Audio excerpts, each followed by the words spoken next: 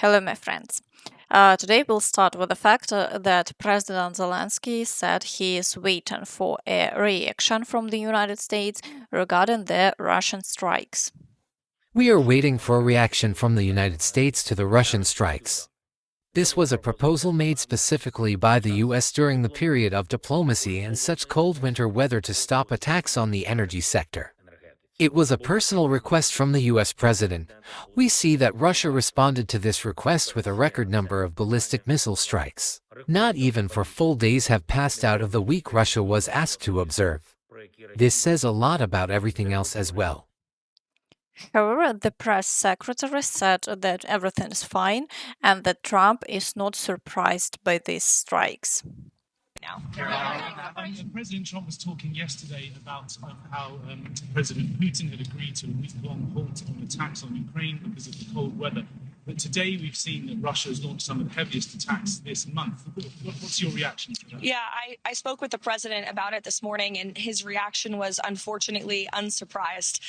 These are two countries who have been engaged in a very brutal war for several years, a war that would have never started if the president were still in office. It started because of the weakness and incompetence of the previous president, Joe Biden. Trump also personally commented on the situation and said that Putin didn't violate anything and that everything is fine. Ukraine, Mr. President. Yesterday you were talking about how Vladimir Putin had agreed to a pause during the cold weather. Overnight, those attacks have started up again. I know. It was Sunday. It was Sunday to Sunday, and it opened up, and he hit him hard last night. No, he agreed. He kept his word on that. It's a lot. 1 week is, we'll take anything because it's really, really cold over there. And in connection with what is happening, it's been reported that the negotiations will not produce any results. The second round of peace talks in Abu Dhabi is unlikely to bring a breakthrough. Real results may only be possible in the fall, and we report citing the president's team. Despite statements about readiness for real steps, Russia's massive attacks on energy infrastructure during freezing temperatures have shown that Moscow is not inclined toward peace. In Kyiv, the talks are viewed more as a tactical tool to remain within the US orbit and continue receiving weapons and intelligence. Expectations are limited to humanitarian issues, including prisoner exchanges.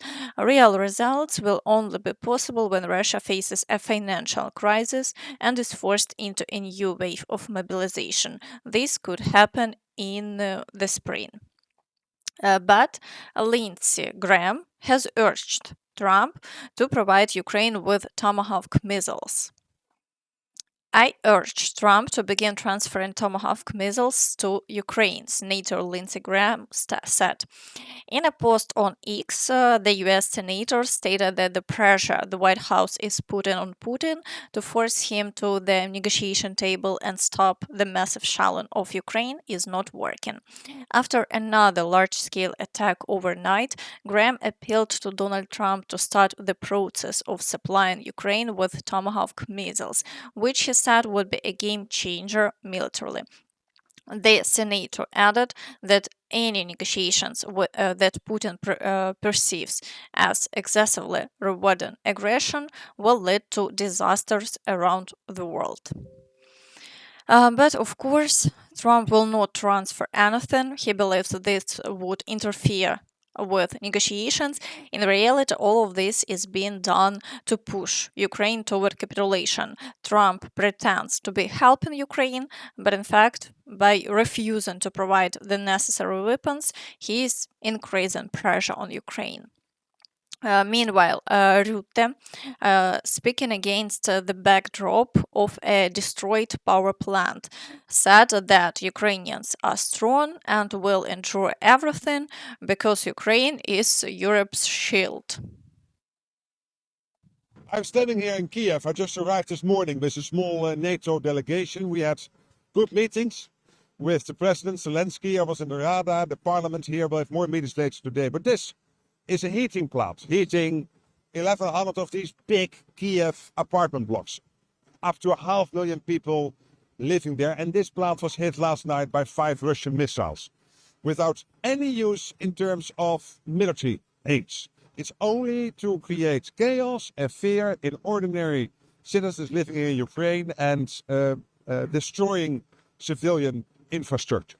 Again, without any military impact at all. So just to create that fear and that chaos.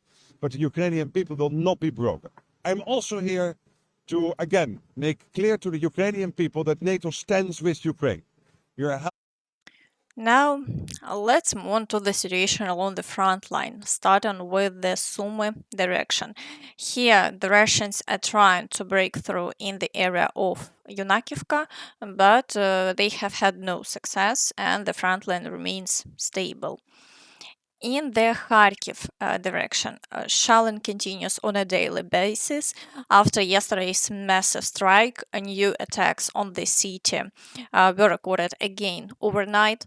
As a result, Kharkiv and its region are being gradually devastated by Russian forces, as the strikes are not limited to energy infrastructure, but very often hit residential buildings as well. In the Vovchansk area, activity has slightly decreased for now. Attacks are being recorded only toward sorry.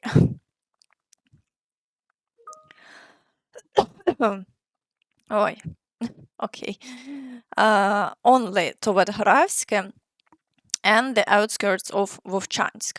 But so far, the Russians haven't been able to advance further.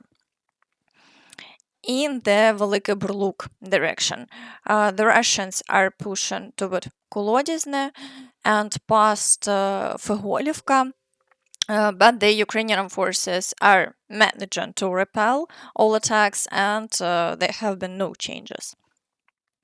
In the Kupiansk direction, the Russians are assaulting Petropavlivka, Pishchane, Kurylivka, and Novosynove. Ukrainian forces fighters report that the Russians have nevertheless managed to push through in Pishchane. Regarding the settlement of Pishchane, the situation is almost settled. The Russians have effectively squeezed out the defenders.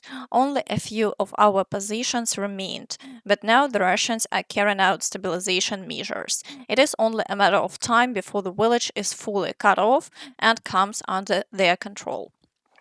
As a result, the Russians are seeing some limited successes here. Meanwhile, in the Borova direction, the Russians are assaulting Boguslavka, but they haven't been able to break through the defenses, and the front line remains unchanged. In the Lyman direction, the Russians are assaulting Stavky, Drobyshevo, and Novoselivka, and are pushing past the village of Serednya. However, despite their relatively high activity, they haven't been able to advance further. So far, the Ukrainian forces have successfully stabilized the situation.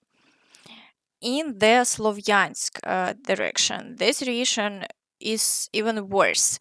Here, the Russians are advancing further from the front line, increasing the gray zone.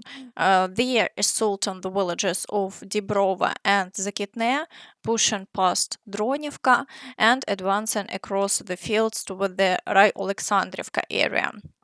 So far, they haven't achieved any gains over the past 24 hours, but the fighting continues. In the Kostiantynivka direction, the Russians are assaulting the villages of Chervone, Pleshiyivka, Stepanivka, and Mykolaipolle. The Russians also released another video showing Ukrainian forces units being destroyed in Kostiantynivka. This is further proof that the entire city is being monitored by Russian FPV drones, making it increasingly difficult to hold the defense there. Ukrainian soldiers have reported this multiple times, but unfortunately the situation hasn't improved. In the Dobropillia direction, the Russians are pushing toward Torske, assaulting Sofiivka and the town of Biletske. However, they haven't been able to advance further, and the front line here remains unchanged.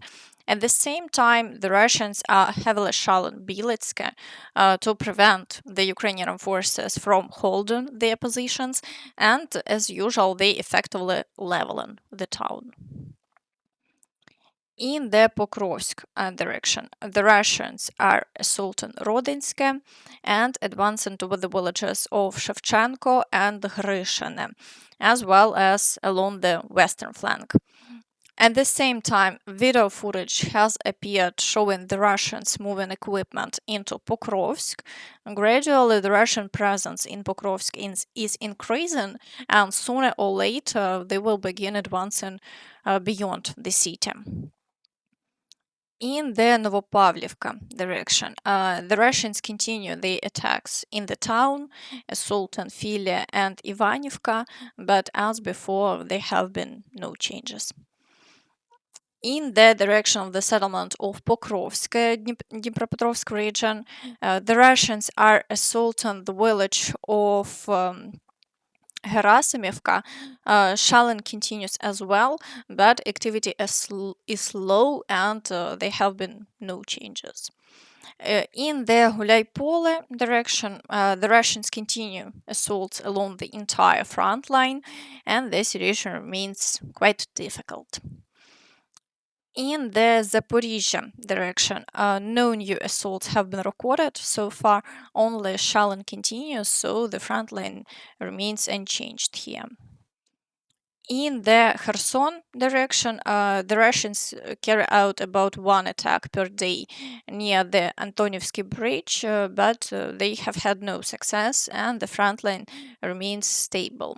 At the same time, shelling on the right bank continues. Overall, we are waiting to see how events will develop, but for now, there is little prospect for the war to end. But be sure to share your thoughts on this in the comments. And that's all from me, so please don't forget to like this video, subscribe to the channel and hit the notification bell to stay updated on all the latest news. Thank you for watching and see you next time. Bye bye.